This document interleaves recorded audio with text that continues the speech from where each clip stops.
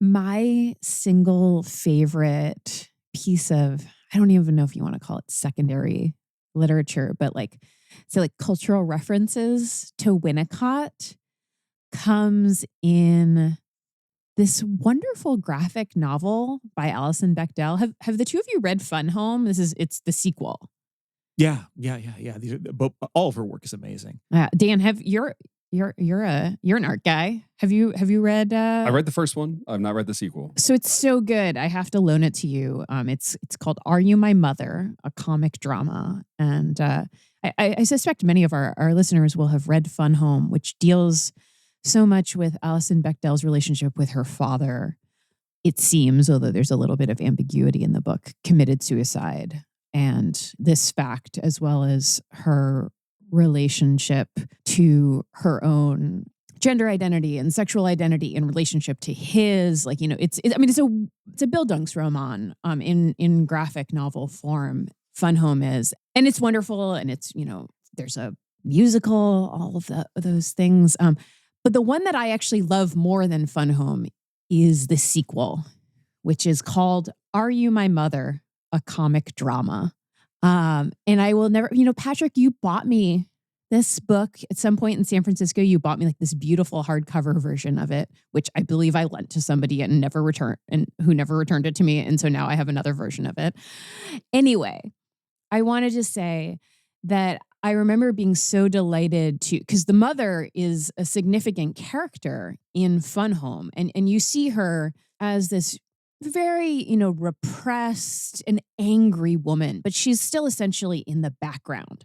The primary relationship that Alison Bechdel is looking at is her relationship with her father, especially her as a child. And it starts out, with these incredible images of, when you would play airplane as a kid, like when a parent would lie on their back and hold you up, and so there is, sorry, spoilers for this book that has been out for a long time, and there is this sort of question of like whether he let her fall or not. And then it turns out she needed to write another book about her relationship with her mother, and this is the therapy book. All right, so very interesting for our purposes, and particularly for our purposes today, because it's so much about Alison Bechdel reading D.W. Winnicott, which you wouldn't think is a particularly interesting subject for a graphic novel, but it really, really is. So she's in therapy for almost all of it. And the bit that I wanted to share with you that I think is such a perfect encapsulation of some of the ways that it's not how I feel about Winnicott, but I recognize it as expressing something true. And it's this. You see Allison lying on the couch, and there's a whole explanation about like how slow analysis is, that it's an elaborate, lengthy process. And you see her also thinking like, how does all my reading of Winnicott play into what's going on in this therapeutic space? And finally, at the bottom two panels, you see this very, frankly, maternal looking blonde woman who is clearly her therapist, who says, "What is it about him?" As in Winnicott. "What is it about him that you're so drawn to?" And the final image, the final panel on the page is Allison with her head on a pillow on the couch. So she's totally reclined, and there's a box of tissues behind her just in case, saying, "I want him to be my mother." It's been years since I've read the books, but if I recall correctly, and without doing injustice to a situation that is full of complex like narratives of who knew what about whom when in this household, and what is fantasy and what is nostalgia and what is like a wish or a screen memory even. Yeah. The dynamics in the household are ones where, even as Bechdel is loved in very sustaining ways, there are also secrets that are being kept between the mother and the father. I think that the father is leading a life as a closeted gay man while still in sort of. And having sexual relationships with, it seems to be, underage boys. Yeah. And so and the mother is the question of what she knows or doesn't know and how that expresses itself in her anger or her sort of depression becomes a major theme. But in other words, it's a space that is both her household, her home, or like her experience developing as she paints it, is a space where what we could call like the parenting functions of being given security, right? Knowing what to expect from whom, when, having sort of models of expression for like what can be stated, particularly in terms of resentment, anger, disappointment, fear, and the question of, well, secrecy and adults getting to have secret lives, or adults having lives of their own independent of what kids want, transgressive lives, wholesome lives, whatever, it's bracketed, right? These are problems or tensions that circulate around both her parents and that she's both sort of cared for by them, but also grows up with questions and anxieties. And so in the landscape going into the therapy is one of trying to sort of both excavate for her personally, but also kind of clinically get into a way of thinking about the early developmental environment, the autonomy of adults, and also like they're getting to have autonomy versus their, being disappointing kids, or, having their own quiet or public struggles, is very much in question.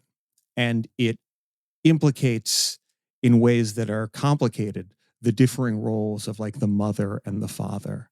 And it it makes us think about the gendered relations between sort of those roles, those functions, the people who, are embodied in various ways in those roles, and our experiences of them on a primordial level as we grow. Yeah. And, as we're thinking about Winnicott today, because we're going to get into a bunch of Winnicott, the sort of like ultimate goal is this essay, Hate in the Countertransference.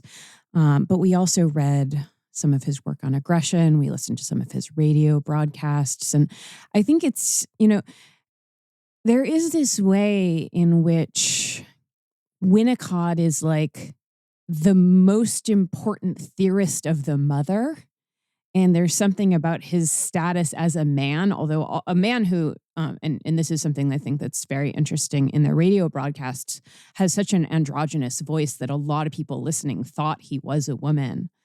And he's also, I should say, and this is something I really appreciate about Winnicott, is he's really, even as he is an expert on mothers, he is very clear often that he's like, I cannot think my way into this. Like this is, he's like, he's, I think he handles that in a way that's really deft and really humble. And I think humility is important in the way with which he approaches not only like the mother-baby dyad, but kind of his whole approach as a clinician and as a theorist.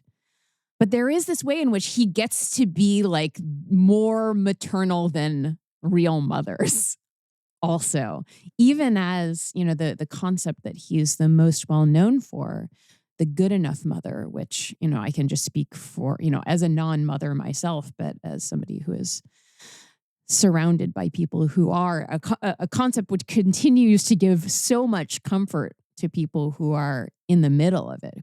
Yeah, but there is still, I do think that even though Winnicott kind of didn't get away really with saying the things that we're going to talk about today about hate and aggression, even though there was a significant backlash to that, I still do think that there's something about the like him as maternal man, more mother than real mothers. That's important to understanding his appeal.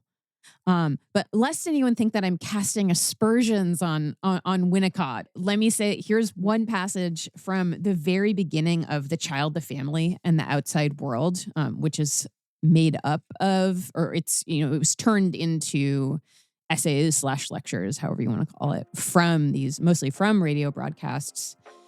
Winnicott says, "Is not this contribution of the devoted mother unrecognized precisely because it is immense? If this contribution is accepted, it follows that everyone who is sane, everyone who feels himself to be a person in the world, and for whom the world means something, every happy person is in infinite debt to a woman."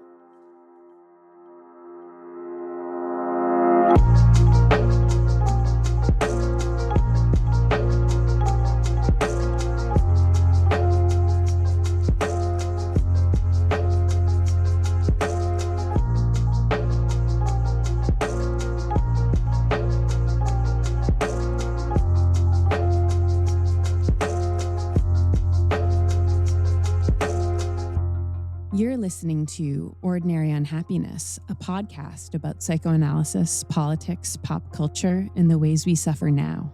I'm Abby Kluchin. I'm Patrick Blanchfield. I'm Dan Yowell. And today we are talking about a couple of really light and fluffy subjects like hate. No, sorry. Like hate and aggression. It's a new year. We're in the interregnum.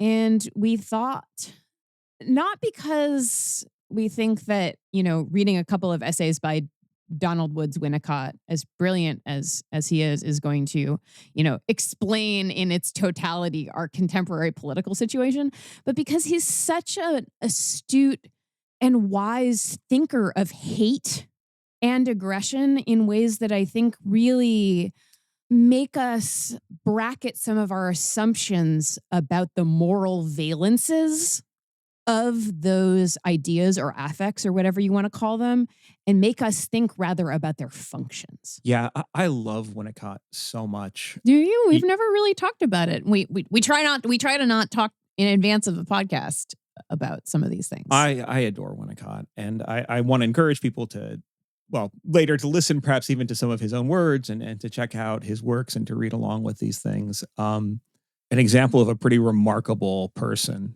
right? Flawed healer possibly, but also kind of like this sort of bodhisattva almost kind of capacity to sit with people, adults and children, juvenile delinquents and adult patients who might have what we would call like borderline or other sort of disorders, as well as like irate psychoanalysts with tremendous amounts of power, like Melanie Klein or Anna Freud, in intense fights, to sit with these things that are so intense, but also to sort of like think about the nature of like emotional intensity, and about what it means that babies and people in distress and fancy adults and do you say fancy adults? Yes, like fancy, like psychoanalysts and stuff can all be overcome by certain feelings. I thought you said fantasy adults. Well, I mean, yes, and that gets at the point of it, right? He sort of demonstrates an ability clinically, professionally, in his biography, but also in his theory, right, to give us an account of how feeling angry, having an object of sustained anger, this thing that we call hate, is something that we need to reckon with and may even be fundamentally related to other types of insight and relationality. Yeah. In ways that it goes against the grain. That inaugurates relationality, I think you could say. That's a stronger claim than what you were making, but I think it's right. Yeah, I mean, in his developmental account, as we'll see, he basically says you need to have the capacity to hate in order to then feel worthy of love. But just that this is something that is... You can stop listening now. That's the whole thing. Yeah.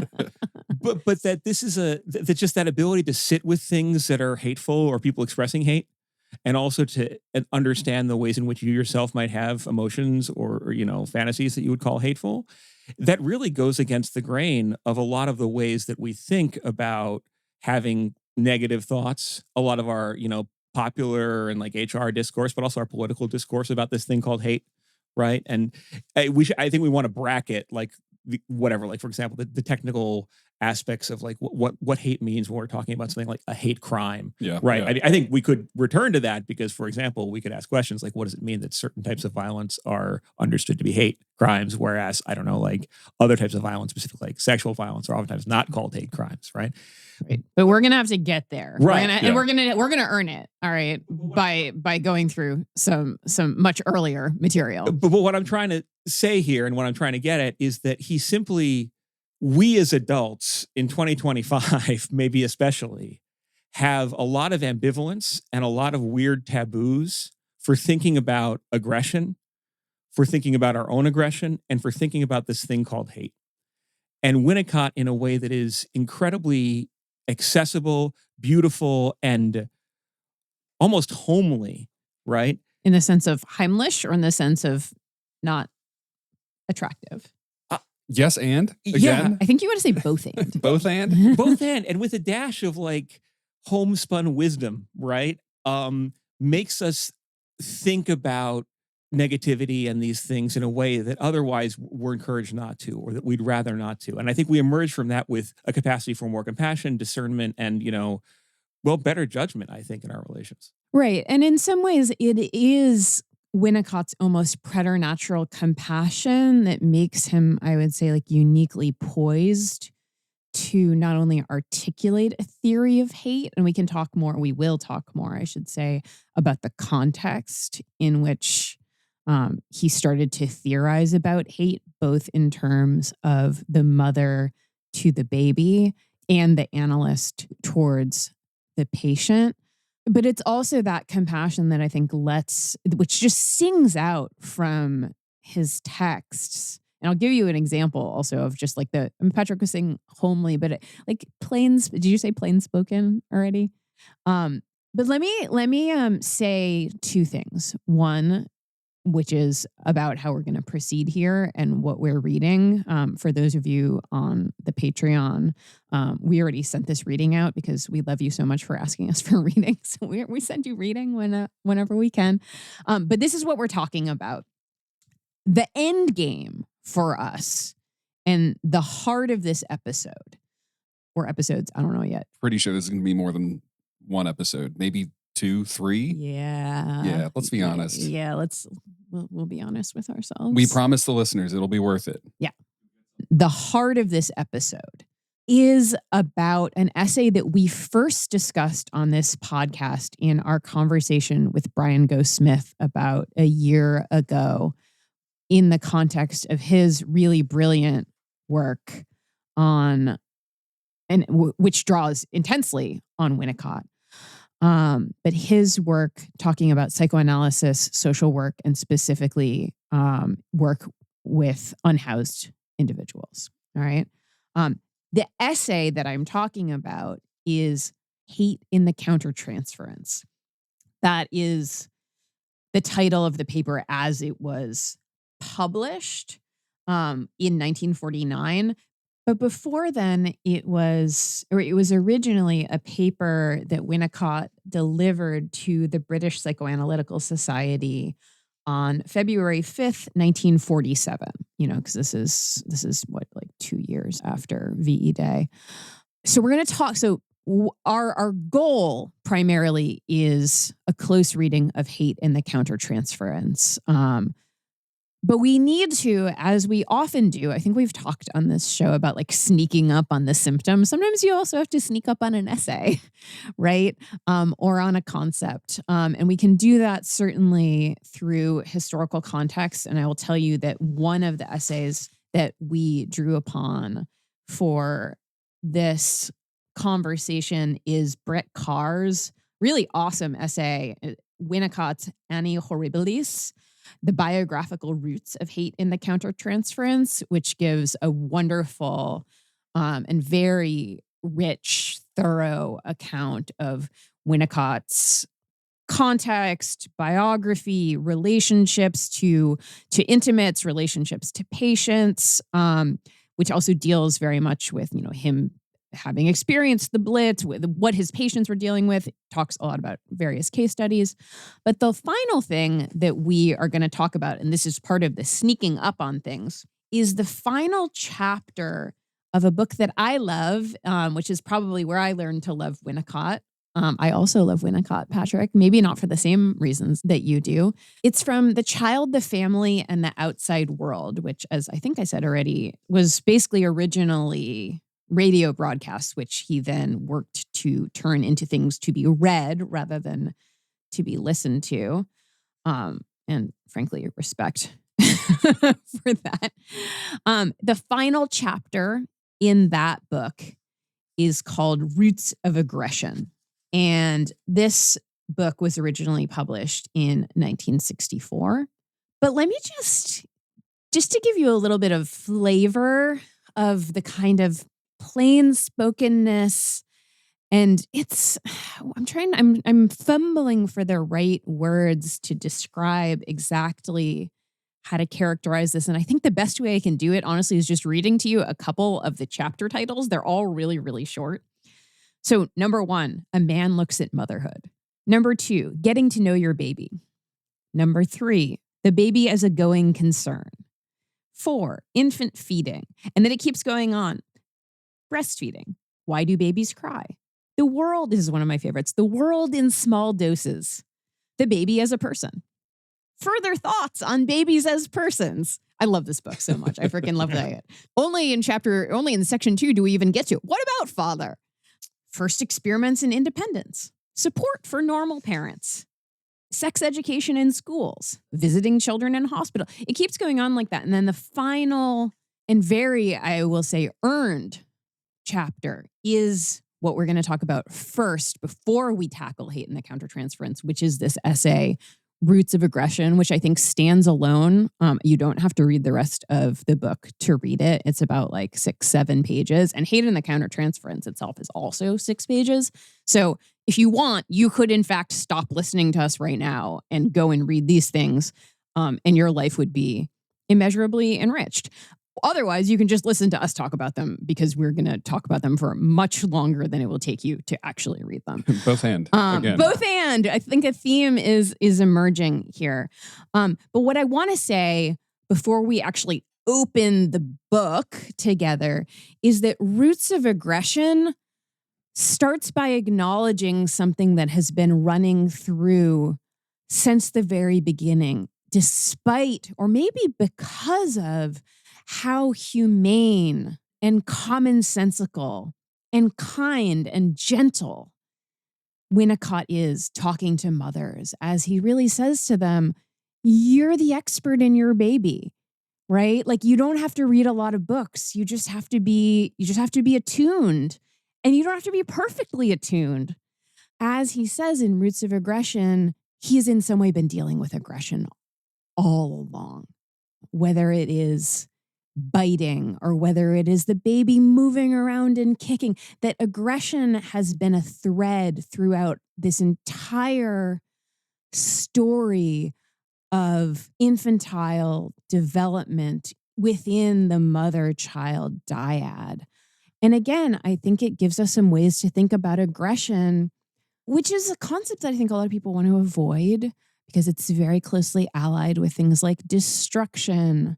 And Winnicott goes, he takes it to the limit. He does talk about destruction. He does talk about hate, but it makes you understand the way these things are. I don't want to just say natural, although he does think that, like, that's very much the case, but that we have to think about them in ways that are not just this is bad. Like that the slippage between aggression to bad or hate to bad, like we got to stop and decouple those things.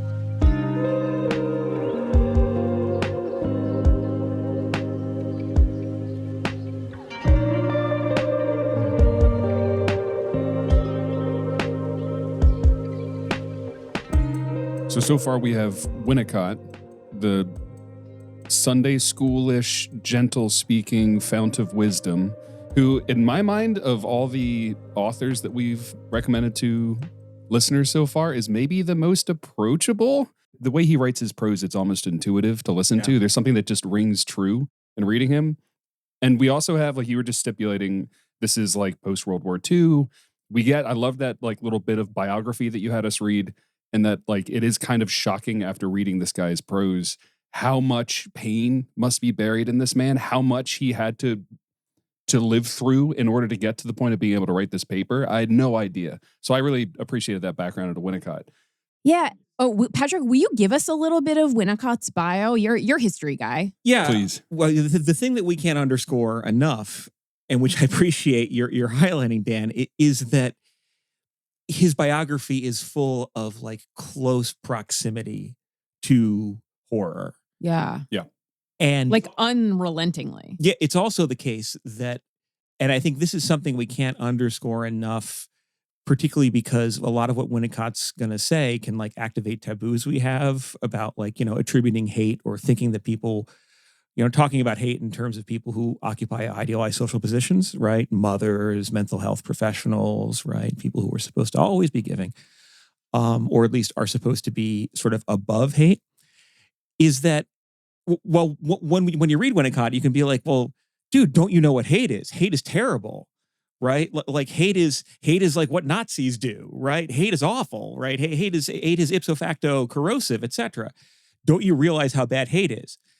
And again, the thing that we can't like say enough, and I'll unpack in a second, right, is that Winnicott, like many of the people in his generation, but he in particular, doesn't need to be reminded of like what the Nazis did in terms of hate, or that hate could be socially destructive. Like the guy lived through the Blitz and was caring for kids evacuated or orphaned by it, right? And if anything, his concern for recognizing this thing that he calls hate is about trying to understand that type of destruction too, and to nurse and to locate it in everybody, but also in the developmental context, right? So to that end, just really quickly in Pressy, like here's the deal with Winnicott, right? He's born 1896, dies in 1971. He's British, and is the youngest child and the only son of a fairly well-to-do family, goes to Cambridge, serves in the First World War, in the Navy, which he enters while he's still a medical student, and he loses friends and he sees all sorts of violence in that. Eventually, after the war, he completes his education and goes into pediatrics. He very quickly goes into psychoanalysis and psychoanalytic training under James Strachey, and then later Joan Revere.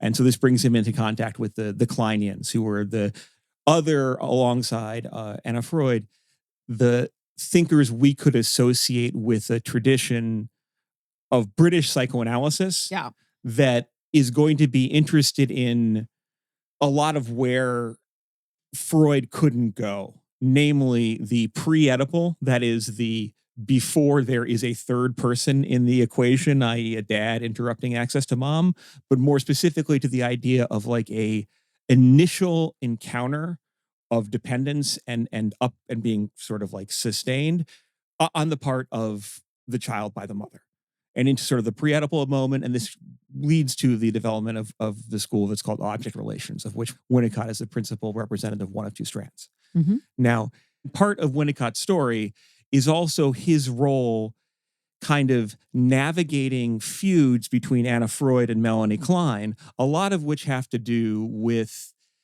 how they conceive of this thing called the baby, or of the small child, and whether or not it like has an ego, and whether or not we can go into it and what play expresses, etc. But Winnicott is sort of adopting the more radical position, as he oftentimes says, that there is no such thing as a baby. Yeah, I love this. Me too. Meaning that the baby is always considered in relation. You have to like, there is no first person baby. The baby becomes in this sort of dyadic environment of the caregiving environment. And that brings him closer to Klein. There's no baby, there's only mother and baby. And we could have a whole sidebar here on how mother doesn't necessarily mean biological mother, but just could you take that? Could you just take that as read for the moment?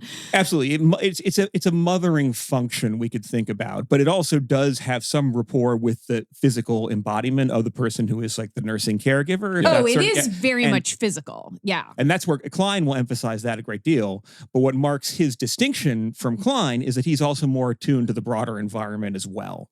right? So it's not just mother-daughter or mother-son, and it's not just that the idea that there's sort of like an ego already incipient in this child, which is a bit more what Klein will also be willing to stipulate.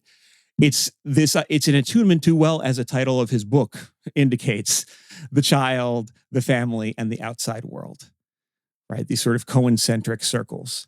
And it's that orientation towards the outside world that also characterizes a lot of his public-facing work, right? And so it's at this point that we should just quickly note, in addition to seeing adult patients, he partners with the British government during the Blitz. And this is also while navigating these intense fights, like excommunication style fights between Melanie Klein and Anna Freud.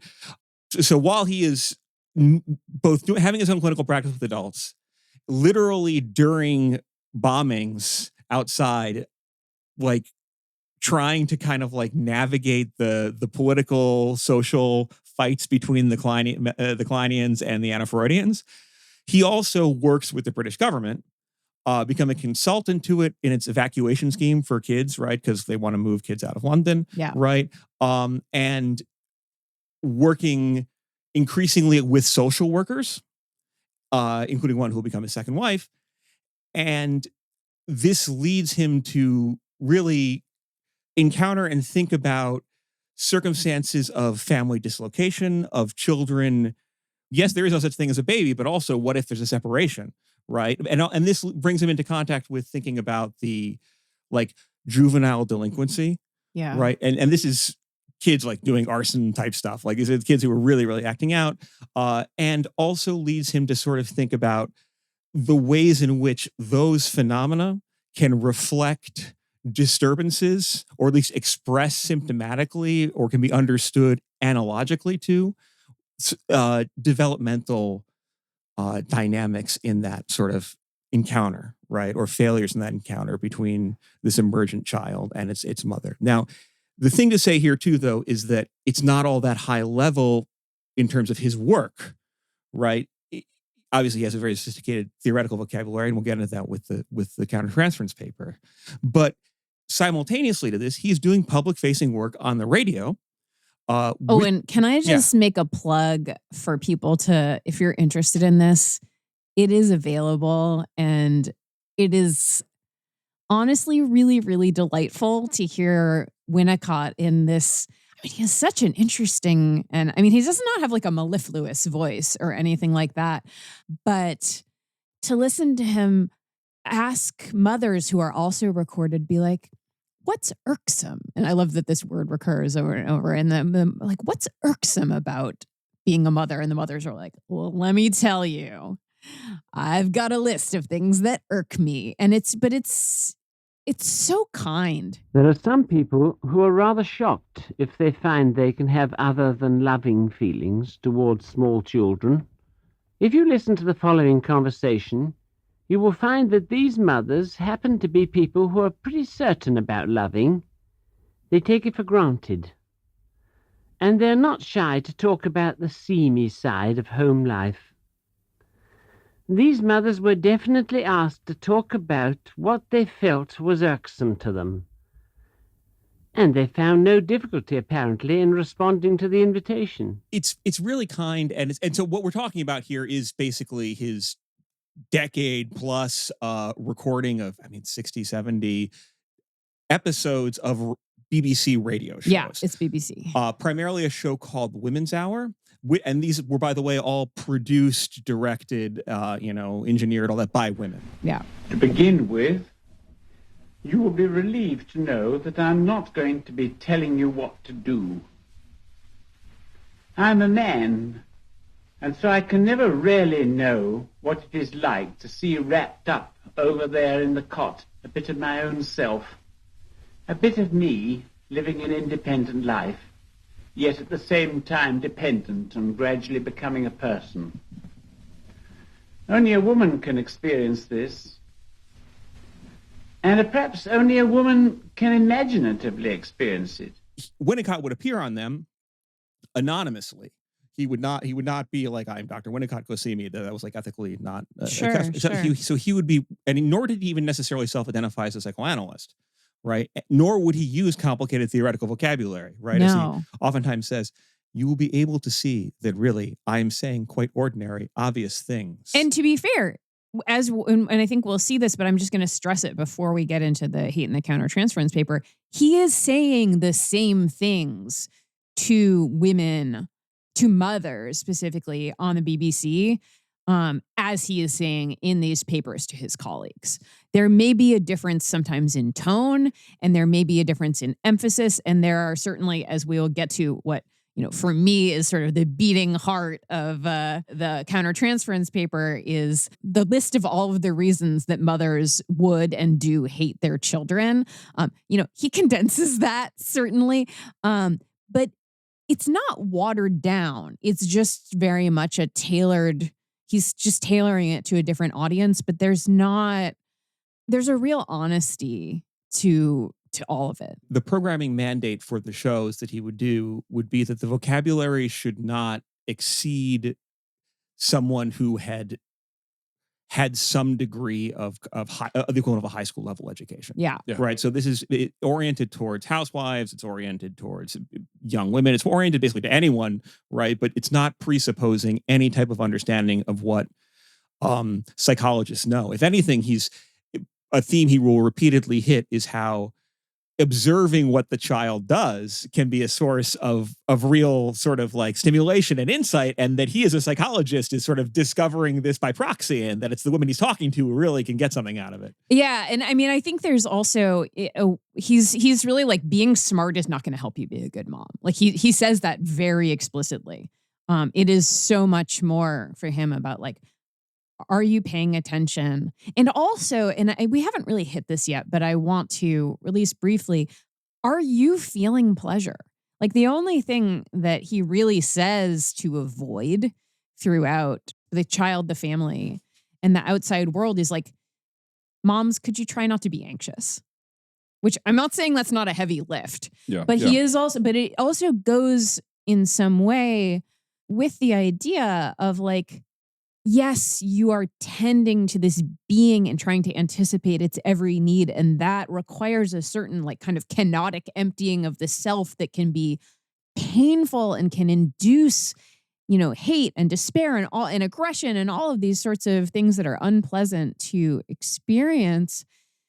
But there's almost a kind of like be in the moment, not just like be in the moment, but like, try to enjoy the moment. You won't enjoy all the moments, but your pleasure and your enjoyment is important for your kid. Can I say he's giving Bob Ross, like in a big way? Only instead of anybody can paint, anybody can be a mother, honestly. And like if you make a mistake, think of it as a happy little accident. And at the end of the day, it'll be incorporated. You'll have a finished painting. I got a lot of like Mr. Rogers and Bob Ross out of Winnicott. Interesting. It's giving Bob Ross. It's giving Bob Ross. He kind of like produces a holding environment, you could say, right? Yes. He like lets you feel comfortable with the idea that, and again, he's doing the opposite of what we might call mother blaming. He's like actually being like, you mothers are probably too hard on yourself, or you mothers are thinking perhaps that you are the only person to have this experience or this thought. And the shows include both mothers talking to interviewers, sometimes with Winnicott and Intercut, but also him effectively mirroring back or repeating, suitably paraphrased, what women have told him in their practices and what he sort of understands to be basic common sense, right? And at that point, he seems to be asking the question like, and to be clear, he does a lot more than just like probe the dark things, right? There are entire episodes about like evacuation, i.e. potty training and like all this type of stuff, right? Yeah, not from bombing. Yeah, not from bombing. A lot of it, it's like literally where does the poop go and what does the poop mean? But it's also like, he seems to be kind of being like, particularly when it comes to these more difficult things like aggression, right? Or to like hatred, to be like, well, how do we relate to these ideas, right? Or how do we choose not to relate or not observe those feelings in ourselves, right? Who are these ideas for, right? Are our ideas about hatred, who are they protecting? If we actually want to care for the child, if we want to care for ourselves, if we want to care for both, like who are we helping really? And he asked this question, I think, of people in general, but of mothers specifically in this radio sort of broadcast, being like, well, be easier on yourself. But then also later we'll ask it about clinicians and almost civilizationally.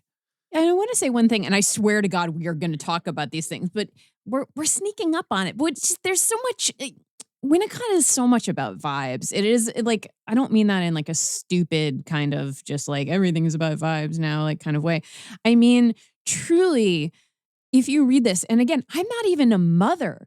Like, I find some of this very comforting in terms of thinking about like teaching.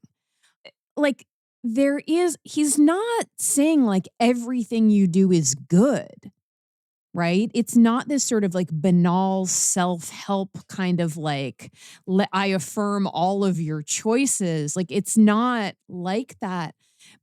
It doesn't wrap you up in a warm blanket of delusion, right? But it does kind of say like, you got this, like, it's a pep talk for people who don't like pep talks. That's me. I'm the person who doesn't like pep talks. But let me also just say one other thing, and this is related to the ways, or it's connected to what I was saying before about how he's like, being smart isn't going to make you a good mother. Reading specialists isn't going to make you a good mother. You don't have to like I'm not going to give you specific advice. Right? I'm not going to do that because you don't need it. It's almost like this sort of platonic kind of like, you already have the knowledge in you. You just have to find it. You just have to remember it. But there's something also that is so, and this is related to Patrick, what I was saying before about like the physicality of this, like whether or not the good enough mother is a woman, a mother that like is actually breastfeeding, weaning, all of those things.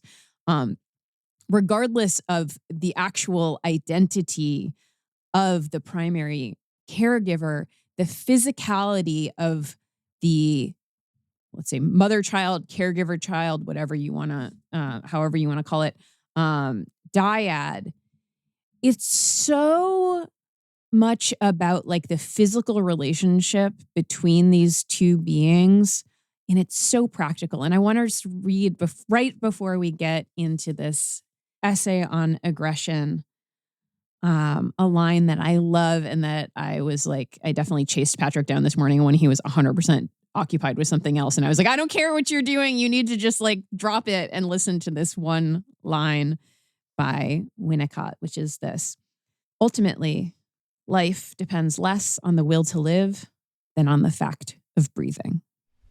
You all know the kind of person who goes about saying, I simply adore babies. But you wonder, do they love them? A mother's love is a pretty crude affair. There's possessiveness in it, appetite, even a drat the kid element. And there's generosity in it, and power as well as humility. But sentimentality is outside it altogether and is repugnant to mothers. Now, it may be that you're an ordinary devoted mother and you like being one without thinking about it. Artists are often the very people who hate thinking about art and about the purpose of art. You, as a mother, may prefer to avoid thinking things out. So I want to warn you that we're going to talk about the things a devoted mother does by just being herself. But a few will like to consider what they're doing. Probably some of you have finished with the actual mothering, and your children will have grown up and gone to school. You may then like to look back on the good things you did and think about the way in which you laid the foundation for your children's development. If you did it all intuitively, probably that was the best way. It's vitally important that we should get to understand the part played by those who care for the infant, so that we can protect the young mother from whatever tends to get between herself and her child. If she is without understanding of the things she does so well, she is without means to defend her position, and only too easily she spoils her job by trying to do what she's told, or what her own mother did, or what the books say.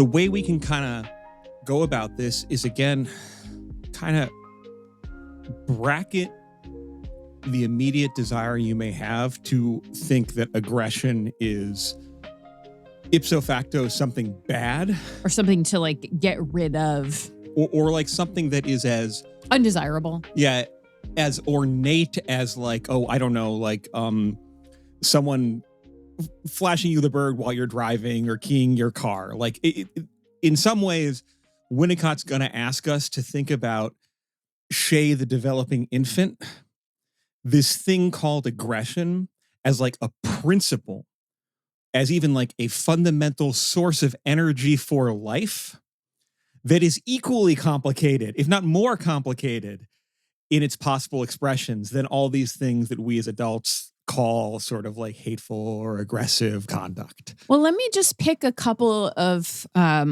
useful quotations just from the very beginning of what, again, is like a 6-7 page essay that is, caps off the child, the family, and the outside world.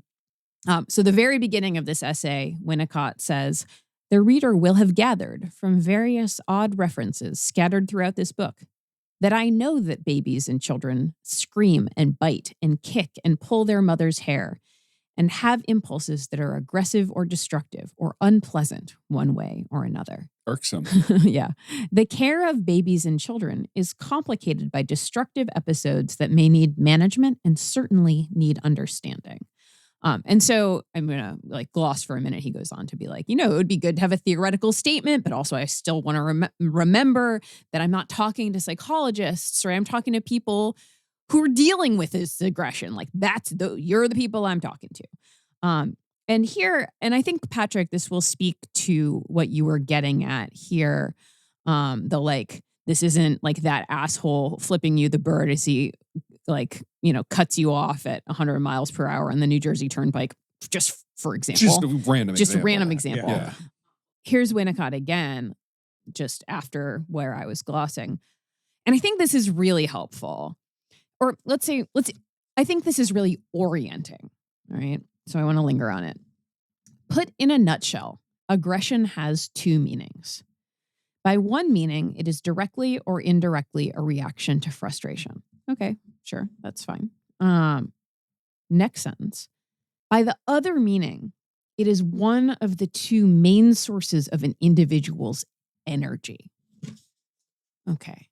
And with that, Winnicott ushers in an entirely, I'm not going to say entirely novel, but an entirely different approach to how one, say, like faced with a screaming baby or this asshole driving 100 miles per hour on the New Jersey Turnpike. I'm still sticking with that analogy because it's happened so many. Honestly, I run into more of those people than screaming babies in my personal life. We get a sense that aggression is something that we need to live. And he'll develop this theme more, that it also is something that we need in order to be creative. And this is, in some ways, we could say sort of like both psychoanalysis 101, i.e. this idea that this thing called aggression is elemental, right? And it may have different expressions in different individual cases, in what we call the temperament of different infants, in the behaviors of different adults, or even in the variously warlike or pacifistic orientations of different cultures. But aggression is understood as being elemental and universal, as sort on this level as like a principle, right? And, on some level, this is unanswerable, right? On another level, we might want to invoke anything from like, I don't know, the way primate hormones work to like the evolutionary struggle or whatever. But here there's this basic idea is that something that we're going to call aggression is not just a reaction to perceived slight. Yes. Right? It's not just about being denied something. It's a extrusive sort of like independent way of like having energy and expressing it in the world. Right. And like literally it's linked to, remember I was going on and on about physicality and about like breathing rather than the will to live. That kind of line of thinking shows up here again, because Winnicott links this idea of aggression with like the tendency to move. Okay. Like, I mean, now we get into physics, right? Like toddlers who are not at rest tend to not remain at rest. I mangled that, but we're going to keep it in anyway, because you get the idea. Is that like, imagine like not only do you not have fine motor skills yet, but you don't even really have crude motor skills. Like we kind of got into this when we were talking about Lacan and the mirror stage and the baby in front of the mirror, and it was kind of like wiggling around, all of that stuff. But, instead of going into this meditation about the fragmentation of human subjectivity from the outset, Winnicott is just kind of like, yeah, like there's this like movement and like feeling around into the world, and aggression emerges from not just energy, but kind of exploration, right? It's like we begin to explore, to navigate our world. And that includes like kind of hitting up against things, fighting things, and that this is very much about healthy human development. Can I ask a question? Yeah, totally. How is this dissimilar from like Freud's like libidinal hydraulics? So I think Great question. That's a great question. And I think, it's definitely he's presupposing a kind of libidinal economy. Like there is there are energies. They presumably exist in kind of trade-off to one another. And a lot of our accounts of development and our accounts of pathology are going to involve tracking like the channelings or blockages or like foreclosed pathways that release of energy could take, right? As he even says, like, and this accounts for part of like how he can say this is a universal phenomena. You could imagine a child, for example, one infant may tend to be aggressive and another may seem to show hardly any aggressiveness from the beginning, yet each has the same problem. It is simply that the two children are dealing with their load of aggressive impulses in different ways. Right? Gotcha. Yeah. So there is that. But more specifically, though, what he wants us to be thinking about here is in non-Freudian mode, to think about how what we on the outside see as aggression, namely pulling all your fingers together and walloping somebody, right? Or kicking something, right? Those are the products of a whole series of cognitive developments where we're like, okay, this is a behavior. It involves a subject doing something to an object, and it involves an expression of an underlying feeling. What Winnicott is asking us to do, to consider very specifically as an example, to illustrate this principle, is how when you pick up a kid to hug it, sometimes it may just just be throwing its arms out, and you get an elbow in the eye. Yeah, you could chip a tooth on you if you're unlucky, right? Or like I'm thinking about like kids I've known who will like, they're so happy to see you, they run up to you and they're just the right height where they, like their head, bam, right? And clearly we as like adults know you're not supposed to be like, you little shit, why'd you just punch me in the balls? Like, no, you can't do that, right? Yeah. But what he's kind of was trying to get at is that like this initial thing that later we can like separate actions and feelings and, or maybe misrecognize them too, this emergent kid doesn't have. It's just coming into sort of its own in this way. And that movement requires like a type of energy. I want to say one other thing. I agree with you, Patrick. Yeah. But I want to say something that's like maybe a little bit less. Actually, I guess being kicked in accidentally having a kid hit your balls is pretty concrete. That's a universal experience in one way or another. Is it? Yeah. For Lacanians, yes. Okay. All right, guys. One thing, and you all know that I much respect for Freud here, right? And Winnicott is certainly not the first person to do this. Like, one of the things, Patrick was talking about, at this particular time, you got the Kleinians, you got the Anti-Freudians, who have, extraordinary disagreements.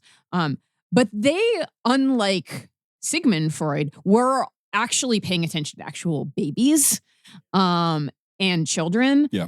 And that to me is part of what's different here than just being like, oh, well, like libido provides energy, is that this is a mother's eye view, or I guess the balls eye view. Yeah. Gross. And that's really, really important, is that it's so concrete.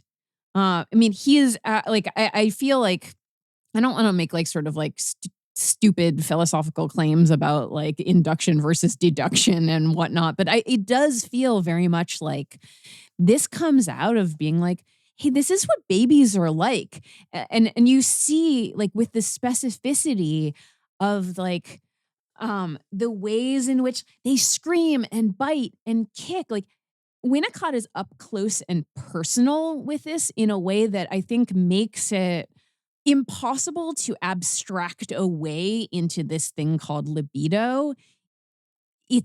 Rather, it is from the experiences of working with these kids and their mothers and all of this screaming and biting and kicking that he can then be like, oh, I see this aggression and I see the way in which, and this is the word he uses, that childhood movement and the tendency towards movement turns into aggressiveness. Does that make sense? Yeah, it makes sense. So if I can put this in another set of words, then like where Freud would be looking at an adult who has some kind of like a stimulus, and then the adult feels aggressive in response to the stimulus, they like narrativize it in their own mind. And then Freud was interested in investigating that narrativization to figure out why did they pick up on certain things and not other things. And, they had a reaction formation to this thing or whatever. Winnicott seems more interested in being like, babies don't have all that narrative baggage. Babies don't even have the capacity to narrativize, and yet they still feel these aggressive impulses. What the hell is this? That's exactly right. And another way of thinking about this, another thing that's in the background here is when Freud is thinking about like death drive stuff, he really does want to talk about principles, right? So he wants to talk about adults, their infantile experiences, which can only be reconstructed, and then also about these like broader kind of principles. What Winnicott is trying to do is to think about aggression, not in terms of the Freudian stuff where it's like, okay, you as an adult, how does this represent some sort of thing that we can only access through your narratives and fantasies about what once happened to you as a child, nor still as like an abstract principle of almost cosmology or cosmogony or whatever it is, like eros, thanatos, life, death, whatever. Winnicott wants us to think about the idea of aggression as something that can be seen as a through line and developing successively more complicated formations in the development of the little child as what we might call it becomes a subject, or to use it in language that Winnicott is much more interested in. It's not just about flows of energy. It's about the child's objects and its object world. And to give an example here that I think will kind of narrativize this and speak to what we kind of all already know, but we want to make our sort of Winnicottian notion of aggression kind of do work to elucidate, right? So we all can expect when you have a very young baby, right? And you're going to give it its bottle and it just kicks you in the teeth, or it headbutts you, right?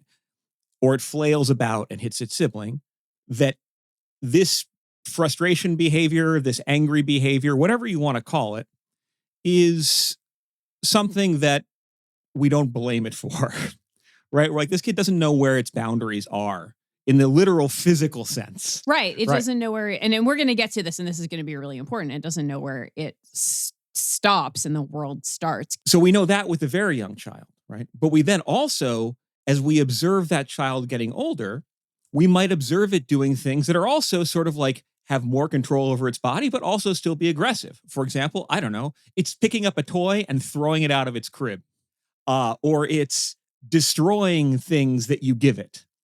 It maybe even will destroy like the transitional object, to use another Winnicottian phrase, like its special lovey. And it's so angry about this, but also it destroyed it, right?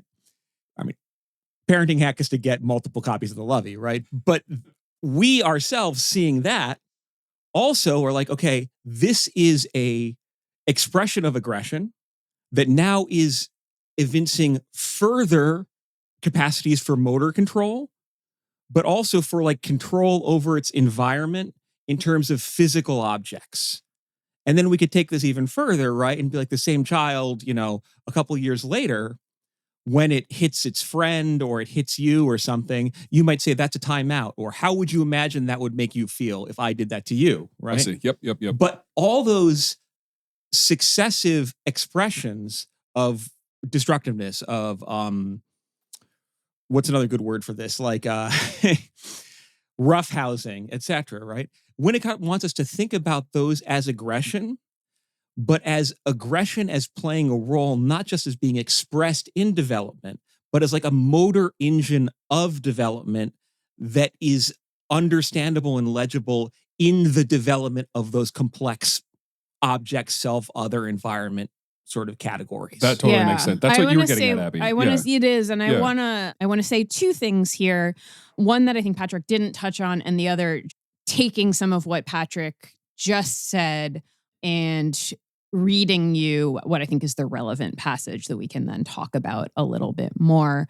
One, something that I have thought about a lot as we've been preparing for this episode is, are we trying to like defang aggressiveness in some way?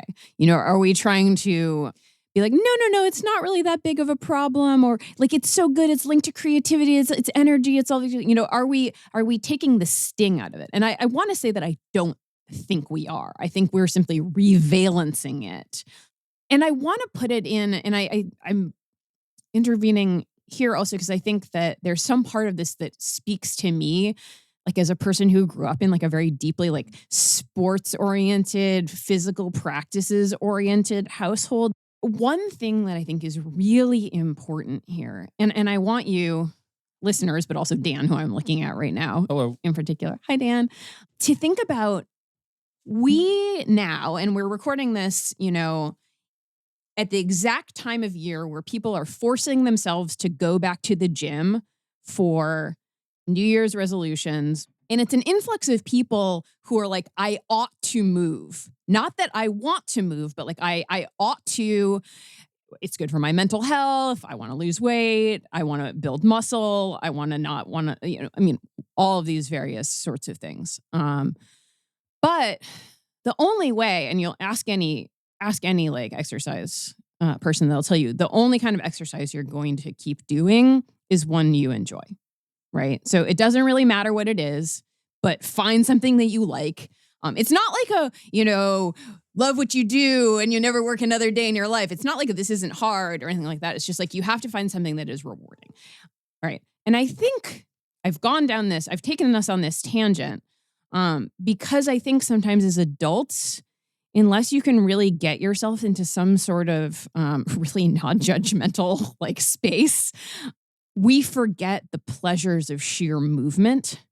Like think about the way like a little kid will swing their arms and skip so much more freely. Like, Patrick, I bet you would love to skip, but it's foreclosed for you right now. Like, when's the last time you skipped? It's been a long time. Dan, when'd you skip?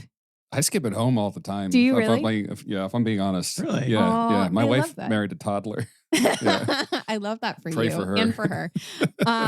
No, just for you.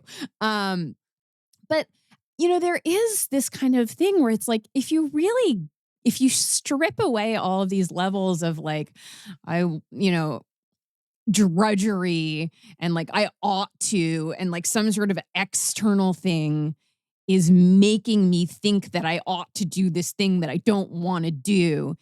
Like, bodies like to move. Like, we like to, and it can be still, you guys can't see me because I'm on a podcast right now. It's like, I'm just moving my arm now. And I'm like, where's my hand gonna go? Like, it's going here. But you know what? If I weren't on the other side of the studio, Patrick would have just gotten an elbow to the kidney, right? Because part of moving, especially when, again, like maybe you've gotten some of your gross motor skills, but you sure don't have the fine motor skills down, is movement through the world, which, by the way, the world contains beings that are not you, and it also contains things like objects that you can run into.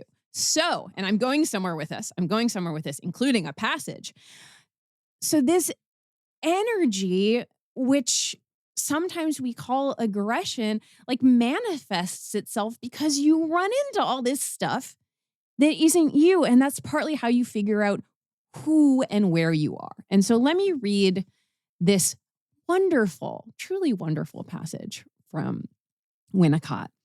We can see that these early infantile hittings lead to a discovery of the world that is not the infant's self, and to the beginnings of a relationship to external objects. What will quite soon be aggressive behavior is therefore at the start a simple impulse that leads to a movement and to the beginnings of exploration. Aggression is always linked in this way with the establishment of a clear distinction between what is the self and what is not the self. You have me thinking about, for me, my involuntary movements are usually connected to music. If I'm listening to a song that I love, that's a jam, I'll start like pounding my foot against the floor. And now I'm thinking of that in terms of me. It's not just that I'm dancing or tapping my foot to the music or tapping my desk. It's some part of my brain might be saying like, this is me and I'm not that. Here's where I am right now. Something like that. Yeah. It also makes me think of all the like the metal show and the mosh pit, all the like teenage boys just, you know, throwing their elbows around and giving each other bloody noses and stuff like that as like being toddlers exploring boundaries. Yeah. And it's joy, you know, it's aggressive, but it's great. also joyful. And that's why I've been really at pains to underscore not only the physicality, but the pleasure. Of course. That is involved in all of this. And I don't mean this in the way that I think Patrick often invokes on the podcast when he's doing political analysis, is like talking about like the pleasures of racism, the pleasures of misogyny. You know, like those are adult pleasures. And you're not necessarily talking about them in such a bodily way. And this is a form of aggression that doesn't have that valence of fantasy. Well, the child, because yes, actually, that's one way of thinking. It doesn't have the veil of fantasy, at least insofar as that the child doesn't exist in a state where the distinction between fantasy and like more grounded, reality-based conscious cogitation is firm. Yeah. Right? The kid is hallucinating constantly. The kid doesn't necessarily know, you know, the examples we're talking about, right? It doesn't know that when it throws the toy out of the crib and it breaks, that like mom had to pay for it. Right. Yeah, it's on its own trip, man. Yeah, it's on its own trip. And another, it may be also helpful to think of two things here. One, like think whatever he's trying to get at with this idea of aggression, which I think we're really doing a good service to, actually, it can be somewhat similar to like he wants us to run with it as like this elemental thing in the way that when Lacan gives us the mirror stage is like the key component to the baby looking in the mirror is the pleasure it takes in it. Right. So it's like, that's me. I can move. Right. It's a me. Yeah. Here it's like this kind of, it's also this kind of boisterous, ebullient sort of like being in the world. Right. And it's worth saying here, and the etymology may kind of help us on this. The word aggression originally is, the Latin origin is like taking a step towards, right? It's where grade, you know, like sort of like on like a hill or on a, I guess he's waving his arm elements. around. Yeah. This really, I feel like my little tangent got you all to be much more physical in your, but nobody else can besides us can see the gestures. So but Patrick is drawing with his hand, like running up that hill kind of situation. So it's like stepping towards something, but it also in the Latin and then in French has the meaning of an attack, right? And it's generally an unprovoked attack, right? It's you step towards something because, or hell, you step up on someone unprovoked, right? And it's only actually later with like, actually the translation of Freud into English that the English language starts to imbue aggression with these additional notions of like destructive hostilities, like a psychological attitude. And active aggression is, you know, maybe we can even use like we can go back to that older sense and think about it like it's when a state invades someone else's like sovereignty, right? Yeah. It's in other words, it is a term that describes a subject doing a transitive verb to an object. Yeah. Right? But also has the crucial feature of being not motivated or happening independent of anything the object did to the subject. Right? And so here, aggression, you know, Winnicott's going to lead us to do work to understand these more complicated sort of like expressions of like pleasure and suffering, which maybe we'll read as like maybe you enjoy watching someone hurt somebody else, or maybe you enjoy actually doing the hurting, and how, you know, all these different complicated sublimations of it, as fairly baroque adumbrations of this more elemental, like, you want to move, you are punching out, right? You are punching in all directions. You come into the world swinging. And only later do you start to understand that, you know, the world might be someone's nose. Might be someone's nose. It might be a wall, right? It might be a toy that's irreplaceable, right? But here again, it sets you into motion unprovoked. Yeah, no, absolutely. Absolutely. And again, this is the arena for the discovery of what is self and what is not self. And so I want to say two things about what happens. Well, we're kind of playing a little fast and loose with this essay, not in the sense of like we're misrepresenting it, but we're not just going chronologically through it. There's one part of it that I'm going to bring up that gives me pause, but that I think is like, I don't have to agree with it to tell you what it says, obviously, but it's important insofar as what is going to happen now is we are going to hear from Winnicott about, this is such an interesting way to proceed, all sorts of opposites of aggression, which are actually transformed aggression. Mm-hmm. And so the thing that gives me pause, and you know, where I have a lot of notes asking like, wait a minute, are we all equally aggressive according to Winnicott, is he's going to make a lot of sweeping statements about how like basically there are some features of human nature that just show up in, and in fact, he says, in all infants and in all children and in all people of whatever age, et cetera, et cetera. You know, and so he's like, you know, you might see some infants that seem really aggressive and others that seem not at all aggressive. But, and now I'm quoting, it is simply that the two children are dealing with their load of aggressive impulses in different ways. So you get this picture of almost a set kind of quantum of aggressiveness in every child, which again, I'm not sure that I'm on board with, but it doesn't really matter whether I'm on board with that. The thing that's more interesting is the ways in which this aggressiveness manifests. And you might intuitively be like, hey, wouldn't it be better if the child found some places other than punching me in the nose and daddy in the balls, a way, like a different way to express that aggressiveness? But Winnicott is going to say in some ways that like some of those other ways of dealing with aggressiveness may actually be more problematic for the child as coping mechanisms. Like there's something that's almost kind of like healthy and sturdy and clear about this aggressiveness manifesting in physical aggressiveness. And I think we can imagine certain types of things, right? Like the one, you know, it's a grim example, but like imagine the child.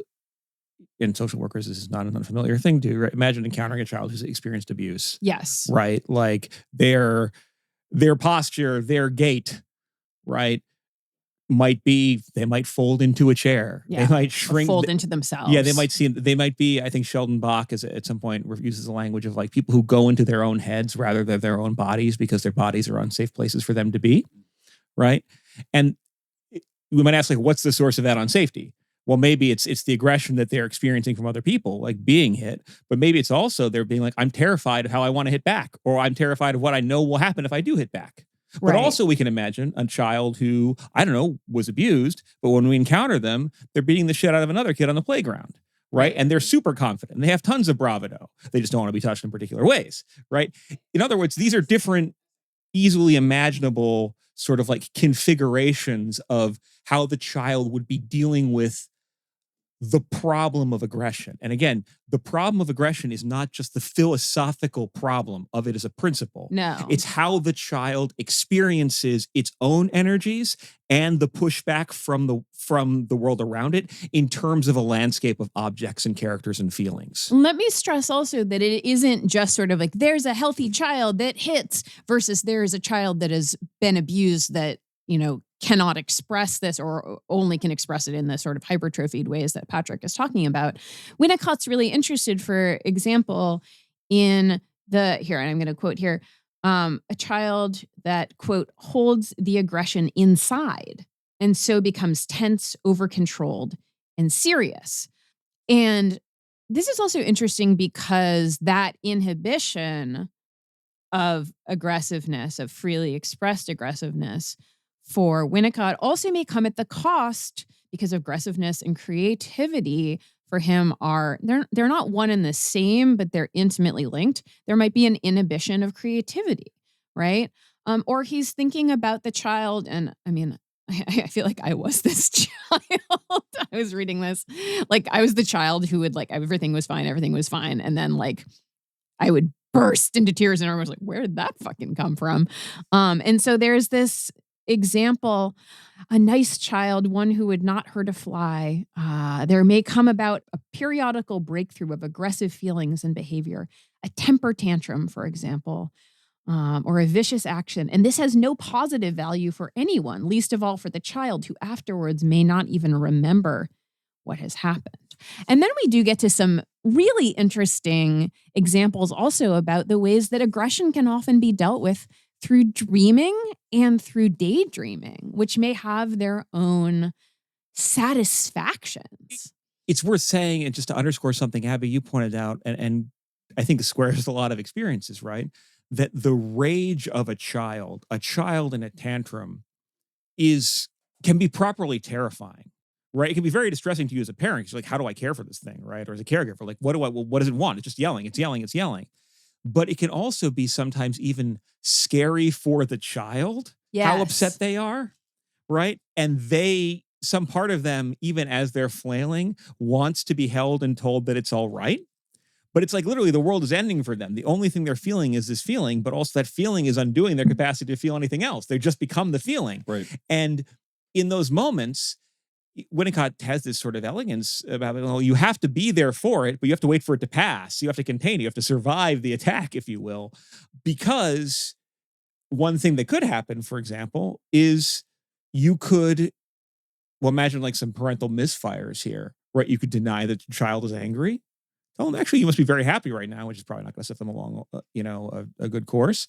But also, we could go to the classical Freudian literature, right? The famous scene for the patient known as the Rat Man, or one of his famous scenes, who was an obsessional figure, is that he had a young tantrum, which he remembers his father being unable to care for him during, being literally like being scared of him and saying, this young man's temper. Him of himself? His father was scared of the Rat Man. The father was scared of the young boy. And being like, my son will either grow up to be a great criminal or a great hero, right? And unsurprisingly, the kid's life represents, as he matures and then becomes an adult, it's structured around these, like, I have tremendous expectations, but if I succeed, then I must be a monster. And but I must prove that I'm not a monster by succeeding. In other words, like, you can't just be like, okay, you're angry right now, but it's going to pass. It's, again, this idea that for the child, who again is still working on a self-concept, is still working on their boundaries, you could see how that could cause problems, right? You're having big feelings, aren't you, Rat Man? And like, that's the thing, like, and particularly not just big feelings, but like, this is a big feeling at the base, like at the bottom of the world for you, right? That also shoots you into motion. And again, this is another way of saying this thing that I think Winnicott wants us to take very, very seriously, for ourselves, for clinicians, for politics, even if we want to go in that direction, but specifically for the child. Aggression is a problem, right? And as he says, and this is one of these moments of like generosity, where he asks us to imagine the child as it experiences aggression, as it experiences, now we're talking, as its world of objects begins to become a little more populated, as it begins to be surrounded by other people, right? It starts having feelings, right? Feelings of anger, of disappointment. But, it is awkward when a child loves... I was just going to read that, It's too. wonderful. It is awkward. Well, you want to read this paragraph? Because it's great. Oh, sure. I love it. It is awkward when a child loves mother tenderly and also wants to eat her. Or when a child loves and hates father at one and the same time and cannot displace either the hate or the love onto an uncle. Or when a child wants to be rid of a new baby and cannot satisfactorily express the feeling by losing a toy. Like, yeah, that shit sucks. Right? But luckily there's an exit. Yeah, luckily there is an exit. But I mean, like, just like sit with this for 1 second. Like, we as adults have a hard time managing ambivalent relationships with the ones we love, right? Our own sort of like breakups and divorces and disillusionments and political sort of like awakenings or de-radicalizations or whatever have these dynamics where like, I both want this thing, but I don't want this thing. I feel abused by this thing, but I want more of it. Like these complicated sort of things that, we can get really hung up on. Imagine like you're a child and you are experiencing these feelings sort of for the first time in relation to the most important people in your life who are, as far as you're concerned, the people in the world. Like they're the tent poles of your life. This is enough to, well, it's certainly a problem. Aggression remains a problem. And what Winnicott suggests, and this is what Abby's already led us, is that part of how the child kind of develops like the guardrails or the capacity to be like, okay, this is this feeling, or this is this event that affects this, that activates this feeling, and this is how I can navigate it, is by increasingly sophisticated psychic operations, including, for example, dreams, like instead of, I don't know, like punching someone, drawing pictures of like giant battles of stickmen killing one another, right? I mean, he calls this acceptance of symbols, right? Yes. Symbols are the key. It's not like the key thing here is not dreams or daydreams. It is symbols, which can manifest in play. They can manifest in dreams. But just the capacity, like the paragraph that I read before is explicitly about children who either have not been able to access symbolization or have not yet been able to, because that's like I don't want to say like a key that unlocks something and everything is like perfect, but it unlocks a capacity to express these sorts of ambivalences in ways that are related to what Winnicott here calls, and this is something that is in the process of development here, his or her personal inner psychic reality, which is the basis of the growing sense of identity. And Winnicott says there will be aggression there as well as love. And our goal then, like, or at least what we can envision, like the developmental task, right? Part of the problem is arriving in a situation where the child, quote, comes to love and hate simultaneously and to accept the contradiction, right? To tolerate the fact that it as a subject can feel two ways about other objects. Those objects can contain good and bad themselves, and maybe even have different types of feelings or feelings of similar capacity for like dual aspects or ambivalence towards the child. And so what Winnicott encourages his readers to be attuned to are like when the child is acting or acting out in ways that we might be like, oh, don't break that, or you can't hit that, or that's a terrible thing to draw, right? How is that a different or developed or a new articulation of earlier types of expressions of distress, right?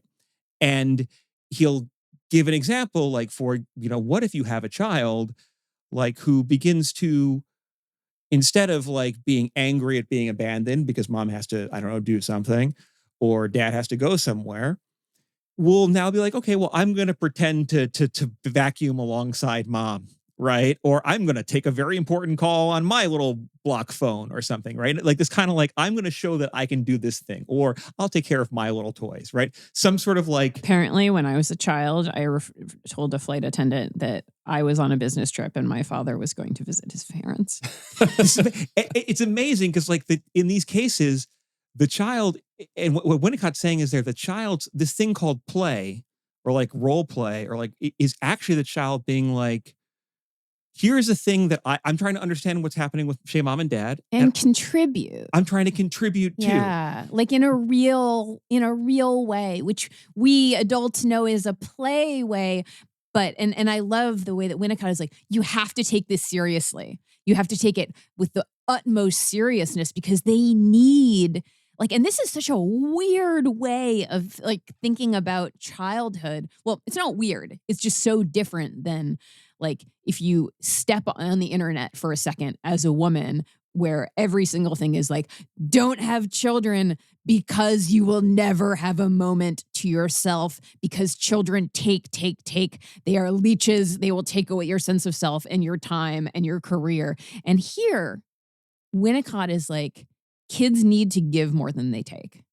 More than their need to take, even, is their need to give. Now, you may also be thinking, my 2-year-old isn't great at loading the dishwasher or running the Hoover, as Winnicott says. And that's true, right? They're not necessarily helping you, but their psychic need to do that, which is in some ways the flip side of this destructive impulse, is the like, let me help with the needs of the family. And this can be manifested in play. Let me play with this baby doll and play care, right? And if it isn't, Winnicott tells us, if it isn't taken with just the utmost seriousness, like it can be really painful for the child. Winnicott seems to be saying like, play is play, but play is deadly serious. Yes. And in these moments where the child is like, instead of having a tantrum, I'm going to mimic my parents, or I'm going to do something like my parents to show that I can be, independent. And, if you patronize them and like laugh at them, or like if you're connected, don't do this with kids. But like if you're playing with them and then you distance yourself and kind of mock them for playing, or like, oh, you're such a small child, that will hurt them. That registers. Kids painful. Pick up on that. And no one likes to be mocked. And the reason why you have to, but no one likes to be mocked, specifically that there's anything contemptible or anything like penny ante about what they're doing, which is namely establishing their capacity to have intense feelings about the world in which they live and the objects and people around them. And the stakes of that are they're becoming a little human being that can tolerate disappointment and function in environments of, shifting objects, shifting relationships, and is open to experience. It really goes to the heart of something I think almost like existentially urgent about living together. And this is like what the child, I think, is kind of like the stakes of this are. That almost, it leads Winnicott to quote Oscar Wilde. Oh, I was going to just read that passage too. Please, oh, okay. It is all very complicated. And plenty of time is needed for a baby and a child to master aggressive ideas and excitements, and to be able to control them without losing the ability to be aggressive at appropriate moments, whether in hating or in loving. Oscar Wilde said, quote, "Each man kills the thing he loves," close quote. It is brought to our notice every day that along with loving, we must expect hurting. In childcare, we see that children tend to love the thing they hurt. Hurting is very much a part of child life, and the question is, how will your child find a way of harnessing these aggressive forces to the task of living, loving, playing, and eventually working? For the lucky infant, the world starts off behaving in such a way that it joins up with the imagination. And so the world is woven into the texture of the imagination, and the inner life of the baby is enriched with what is perceived in the external world.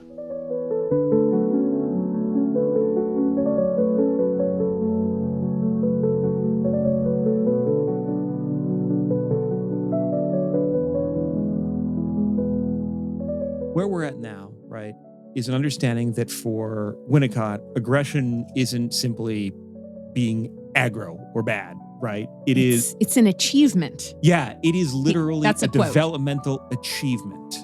It is a thing that children must be able to work with because it emanates from them and is a fundamental building block of their capacity to be efficacious agents in the world.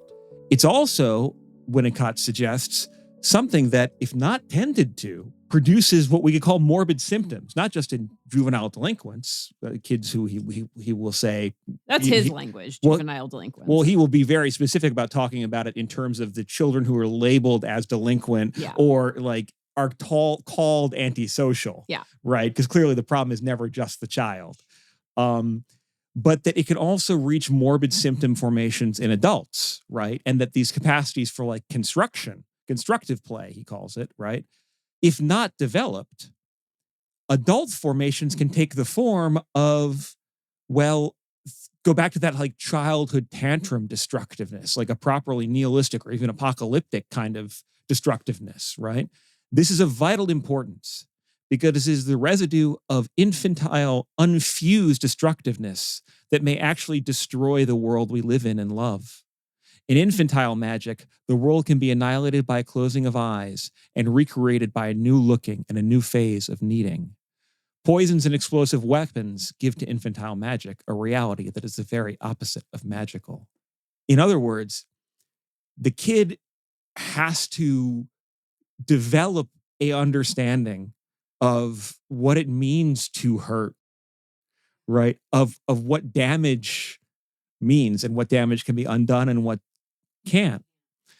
And it needs to develop a capacity to reckon with that and to hold, its own impulses or sublimate them in various ways. Because if it doesn't, then you wind up with an adult, or we have a new insight into adults behaving as if they were children that never got that lesson and who will, in fits of pique or tantrum, destroy everything or destroy those around them. At that point, then, what Winnicott is giving us is a notion of, well, aggression is a problem for everybody. It's a problem for kids. It's a problem for parents. It's a problem for caregivers. And it's a problem almost civilizationally, right? For how do we deal with, it's not too simplistic to say that, for a clinician of Winnicott's generation, right, looking at these kids who have been damaged by fascist violence and all these other traumas that we'll get into when we talk about the subsequent article, to be like, well, how do we not raise the next Hitler, right? How do we sort of deal with aggression that could have that outlining thing? So the problem isn't going back in time to kill baby Hitler. It's understanding that every child under the right circumstances might, we got to do something about that, right? But that it's also like a way of thinking. The question Winnicott also seems to be asking is, what is aggression, or how is aggression a problem for not just the child, not just the parents, not just the caregivers, not just civilization, but for us as people who conceptualize aggression as a thing in general, to take in different types of categories, but also specifically where he's going to go with this is with clinicians, right? And that's going to be really interesting for him and for us, because what he's going to tease out through a series of complicated analogies to the developmental stuff that we've already gotten is that, well, if the task of healthy development involves navigating the problem of aggression and kind of surviving it for the child, and also a whole series of compensatory, self-checkings or pleasures or understandings that the parent can bring to bear, what then is the task of the clinician who may be dealing with a child or a adult patient who is behaving aggressively or who is giving aggression in that way that the child is giving aggression, and that maybe, just maybe, the clinician has to kind of take, or at least absorb, in order for then to make up for that maladaptation and arrest. And here's a twist, what that means is that for Winnicott, and this will scandalize his contemporaries, it will scandalize perhaps even some readers and listeners today, right? Yeah. Is that in order for the clinician or the caregiver to help the child or the patient navigate either that initial problem of developmental relationship to aggression or its later sort of consequences if it doesn't quite take, is the absolute necessity of the clinician or caregiver to develop a capacity to understand and listen to and contain their own aggression.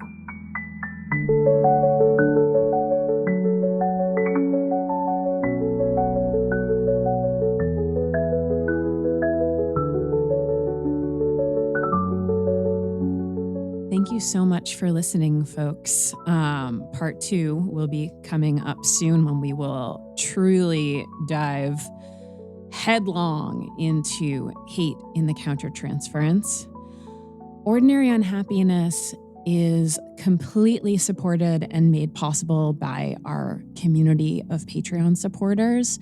It is how we are able to keep the podcast going. It's how we're able to keep it ad-free for everyone. If you would like to support the ongoing ad-free existence of the show and get 2 additional Patreon episodes a month, please head on over to patreon.com/ordinaryunhappiness and find us there. Remember, you can also now gift memberships. So if there's somebody that you love, hate, somebody that perhaps you accidentally punched in the nose as a child, give them the gift of unhappiness.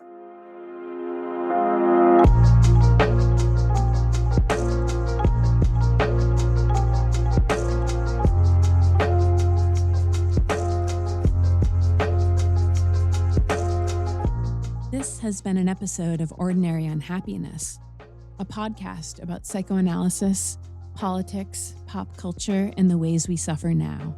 I'm Abby Kluchin, and today I was joined by Patrick Blanchfield and Dan Yowell. This podcast is produced by Dan Yowell. Theme music by Formal Chicken. Love you. Bye.